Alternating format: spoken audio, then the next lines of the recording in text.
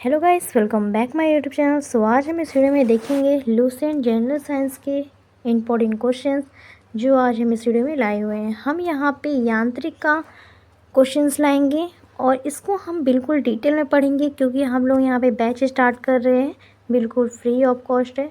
आप लोगों के पास अच्छा खासा टाइम भी है। अगर आप CGL, MTS, UPSC ऐसे एग्ज़ाम्स देते हैं तो उसमें इम्पोर्टेंट क्वेश्चंस पूछ लिए जाते हैं, बेसिक क्वेश्चंस। तो हम यहाँ पे उसी क्वेश्चंस को पहले थियोरेटिकल करवाएंगे, फिर उसके बाद हम क्वाइट्स पूछेंगे, मतलब ऑब्जेक्टिव क्वेश्चंस उसके हिसाब से लेंगे जैसे जैसे एग्ज़ाम से पूछे जाते हैं। तो ये हमारा जो बैच है बिल्कुल फ्री है। इसमें हमारे जितने भी 1 बाय 1 चैप्टर वाइज वीडियो आएंगे। यहाँ पे जैसे आप लोगों का वीडियो रहेगा, चैप्टर्स होंगे, वैसे वैसे हम वीडियो यहाँ पे प्रोवाइड करेंगे, एक एक वीडियो। आप लोग बिल्कुल हमारे क्लास से जुड़े रहिएगा। क्लास आज फर्स्ट है, फिर क्लास सेकेंड, थर्ड, ऐसे ही हमारा आता रहेगा वीडियो। हमारा पहला क्लास यांत्रिक का है। हम कोशिश करेंगे कि GS का भी बैच हम लाएँ और वो भी बिल्कुल फ्री ऑफ कॉस्ट होगा आप लोगों का। तो जितने भी इम्पोर्टेंट क्वेश्चंस होंगे उसमें भी आप लोगों के पूछे जाएंगे। तो आप लोग बिल्कुल बेहिचक इस वीडियो को देखिएगा और पूरा लास्ट तक जुड़े रहिएगा क्योंकि हम यहाँ पे पूरा का पूरा लूसेंट देखेंगे, जितने भी इम्पोर्टेंट होंगे क्वेश्चंस 2024 से, तो हम यहाँ पे देखेंगे। तो चलिए बिना टाइम वेस्ट किए अपना वीडियो हम यहाँ पे स्टार्ट करते हैं। और यहाँ पे GS का भी आएगा तो आप लोग GS का भी देख लीजिएगा, हम लिंक डिस्क्रिप्शन में दे देंगे। तो यहाँ पे आप लोगों को पढ़ना रहता है यांत्रिकी में आप लोगों को पढ़ना रहेगा फर्स्ट मापन, सेकंड जो रहेगा हम लोगों का गति, तीसरा जो रहेगा थर्ड कार्य, शक्ति और ऊर्जा, फोर्थ रहेगा गुरुत्वाकर्षण, फिफ्थ रहेगा हमारा द्रव्यमान का सामान्य गुण, छठा रहेगा हमारा सिक्स्थ सरल आवर्त गति। तो ये हमारे यांत्रिक के क्वेश्चंस होंगे। हम ऐसे ऐसे वीडियो प्रोवाइड करेंगे जैसे जैसे हमारा यहाँ पे है। तो सामान्य ज्ञान में हमें इतने, यांत्रिकी में हमें इतने पढ़ने हैं, चैप्टर कवर करने हैं। और ये ओनली मापन का है। मापन में हमें देखिए क्या क्या पढ़ना है। मापन में हमें बिल्कुल यहाँ पे हम अच्छे से आपको एकदम स्टार्टिंग से पढ़ाएंगे। बिल्कुल समझ लेते हैं कि आप लोगों को जैसे एग्ज़ाम्स में एक भी क्वेश्चन आए तो आप लोगों का छूटे ना। फिजिक्स से जितने भी क्वेश्चंस आए तो हमारे इसी में से क्वेश्चंस हो और कहीं से ना हो। तो आइए हम यहाँ पे देखते हैं। हमारा यहाँ पे दिया हुआ है मापन क्या है। मापन यांत्रिक का है। पहले बात, मापन में देखते हैं राशि, जिसे संख्या के रूप में प्रकट किया जा सके उसे राशि कहते हैं। जैसे जनसंख्या, आयु, वस्तु का भार, मेज का लंबाई आदि। हाँ, यहाँ पे हम क्वांटिटीज़ पढ़ रहे हैं। राशि पहले क्या होता है, मापन में हमें पढ़ने रहेंगे राशि। राशि में क्या पढ़ने, राशि में जिसे हम संख्या द्वारा प्रकट कर सकते हैं उसे हम राशि कहते हैं। ठीक, जैसे जनसंख्या हुआ, वायु हुआ, वस्तु भार हुआ, ये सारा कुछ हमारा राशि में आएगा। तो हम यहाँ पे भौतिक राशियों को 2 पार्ट में डिवाइड कर देंगे। 2 पार्ट में डिवाइड हम कैसे कर सकते हैं, यहाँ पे देखिए। पहले हम जान लेंगे भौतिक राशि क्या होता है। फिजिकल क्वांटिटीज़, भौतिकी के नियमों को जिन्हें राशियों के पदों में व्यक्त किया जा सके उन्हें भौतिक राशियाँ कहते हैं। जैसे वस्तु का द्रव्यमान, लैंप, बल्ब, चाल, दूरी, विद्युत धारा, घनत्व आदि। हम यहाँ पे जितनी भी चीज़ देखेंगे यहाँ पे वो हमारा क्या है, भौतिक राशि एक तरह का। तो हम भौतिक राशि को 2 प्रकार से हम बांटे हुए। पहला हमारा अदिश है, दूसरा सदिश है। ये आप लोग साइंस के स्टूडेंट है तो आप लोग जानते होंगे, वैसे नहीं भी होंगे तो 9th में आप लोग इसको पढ़े हैं। तो यहाँ पे हमारा पहला सदिश है, दूसरा अदिश है। सदिश हमारा क्या होता है, स्केलर, वैसी भौतिक राशियाँ जिनमें केवल परिणाम होता है, दिशा नहीं होती है, उन्हें हम अदिश कहते हैं।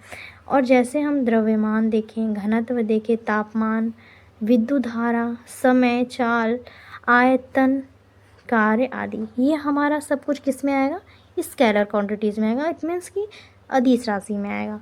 अब हम यहाँ पे देखते हैं सदिश राशियाँ क्या होती हैं। सदिश राशि हमारा वेक्टर क्वांटिटीज़ हमारा वो है, वैसी भौतिक राशियाँ जिनमें परिणाम के साथ दिशा भी होती है। तो और ये योग के निश्चित नियमों के अनुसार जोड़ी जाती है, उन्हें सदिश राशियाँ कहते हैं। जैसे वेग, विस्थापन, बल, रेखीय संवेग, कोणीय विस्थापन, कोणीय वेग, त्वरण, बल, आघूर्ण, चुंबकीय प्रेरण, ये सारा कुछ हमारा विद्युत धारा घनत्व, विद्युत धारा और ये चाल प्रवणता, ताप प्रवणता, ये हमारा सारा कुछ हमारा वेक्टर क्वांटिटीज़ में आएगा। तो ये हमारे क्या हो गए, भौतिक राशियाँ हमारे दो प्रकार की होती हैं। पहली अदिश और सदिश होती हैं। पहला हमारा क्या है, जिसमें परिणाम का आवश्यकता होता है, जिसमें दिशा की आवश्यकता की ज़रूरत कोई नहीं होती है। और जिसमें हमारा दिशा और परिणाम दोनों का आवश्यकता होता है, वो हमारा सदिश राशियाँ होती हैं।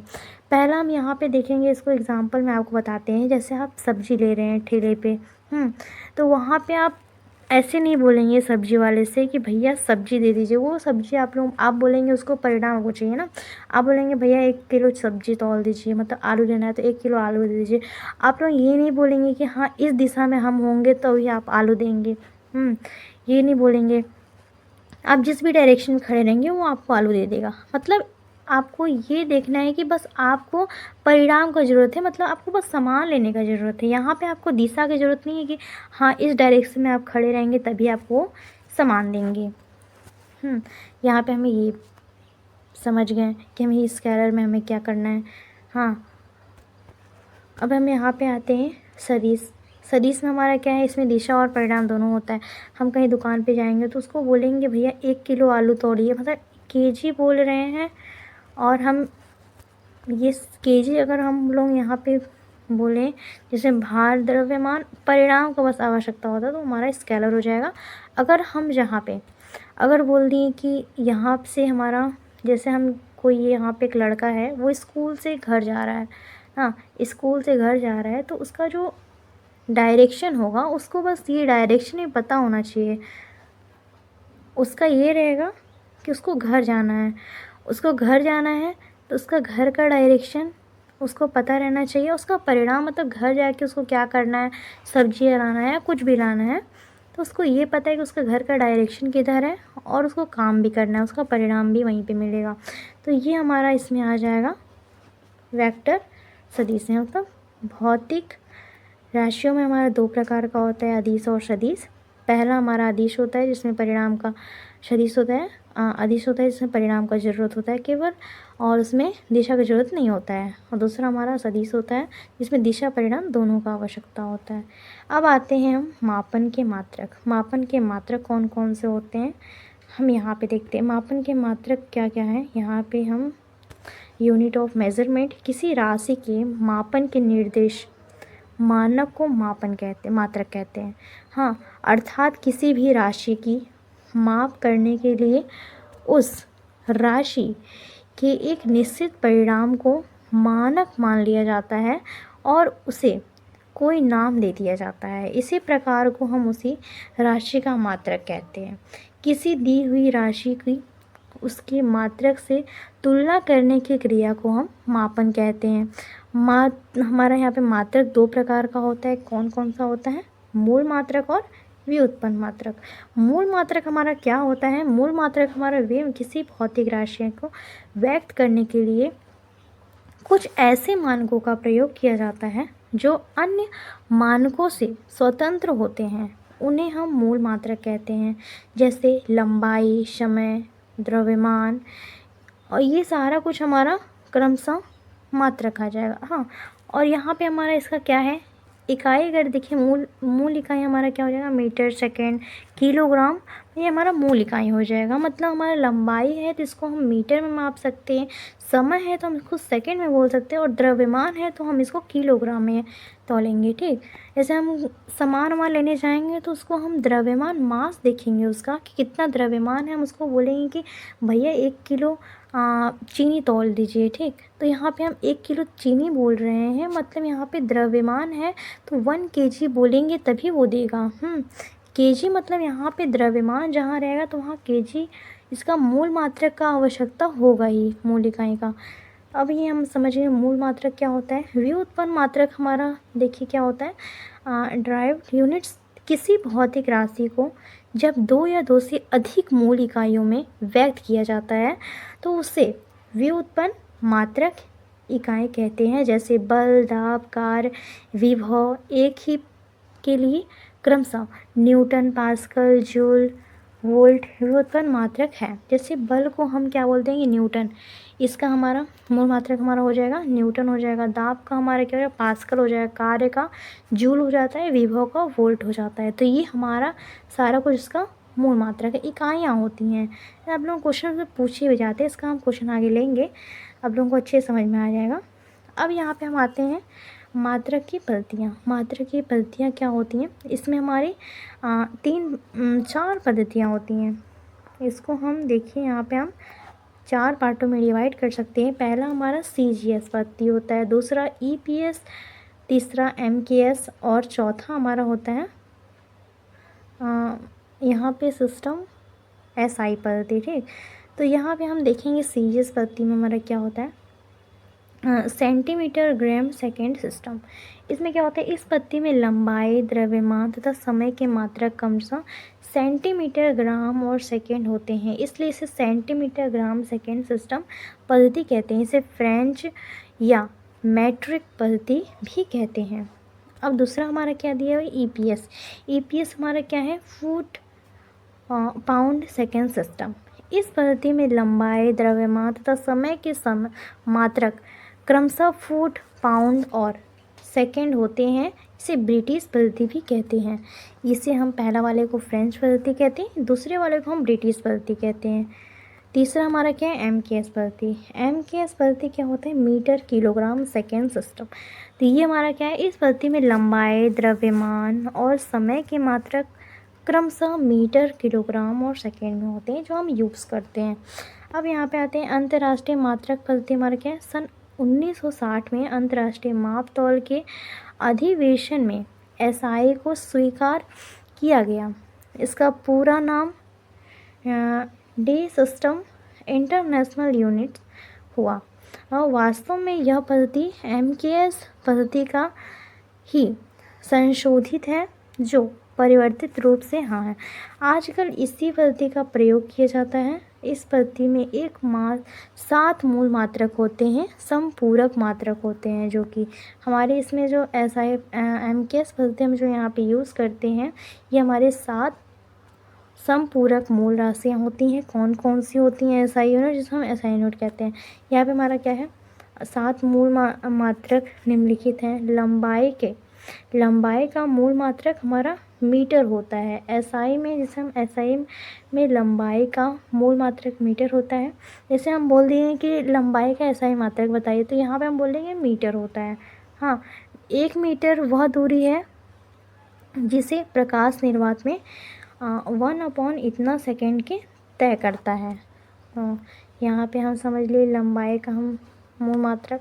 अब यहाँ पे द्रव्यमान का मूल मात्रक क्या होता है, किलोग्राम होता है। फ्रांस के सेवरिस नामक स्थान पर माप तौल के अंतर्राष्ट्रीय माप तौल ब्यूरोस में सुरक्षित रखे प्लेटिनम इंडियम मिश्रण धातु के बिना बने हुए बेलन के द्रव्यमान को मानक किलोग्राम कहते हैं। इसे संकेत के लिए किलोग्राम लिखते हैं, जैसे केजी हम लिखते हैं यहाँ पे।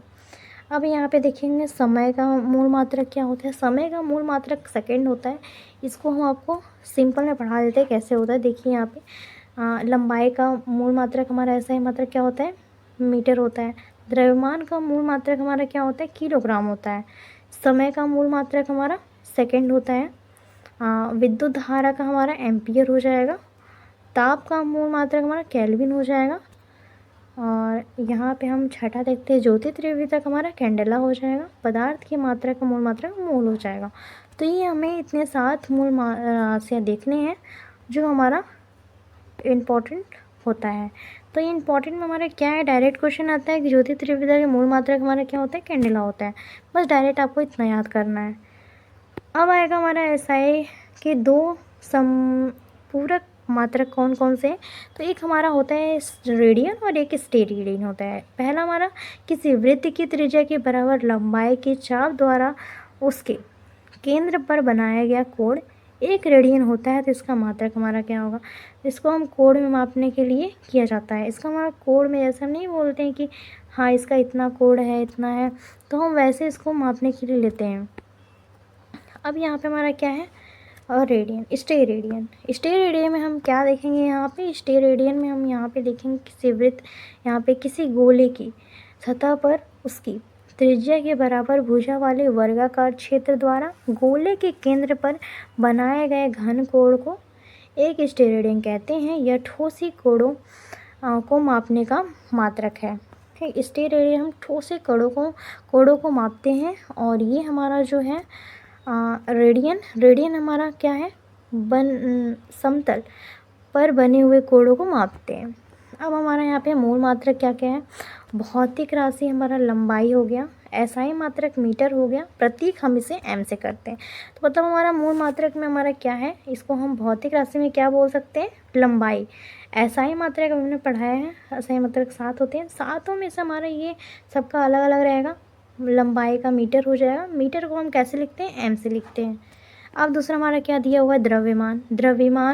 द्रव्यमान मतलब इसको लिखेंगे केजी में। केजी को हम कैसे लिखेंगे? केजी, बस किलोग्राम को। और यहाँ पे हमारा सेकंड दिया हुआ है, समय दिया हुआ है, समय को हम सेकंड लिखेंगे, सेकंड को हम बस एस से प्रदर्शित करेंगे। और यहाँ पे विद्युत धारा दिया हुआ है, विद्युत धारा को हम क्या लिख सकते हैं? ऐसा है मात्रा इसका एम्पियर। एम्पियर को हम ए से डिनोट करते हैं। नेक्स्ट दिया हुआ है ताप। ताप को हम क्या लिखते हैं? केल्विन। केल्विन को हम के लिखेंगे, सी नहीं लिखेंगे, यहाँ पे के लिखेंगे। आप लोग इसको ध्यान दीजिएगा। यहाँ पे ज्योति त्रिव्य दिया हुआ है, ज्योति त्रिव्य को हम क्या लिखेंगे? कैंडेला। कैंडेला को हम सी डी लिखेंगे।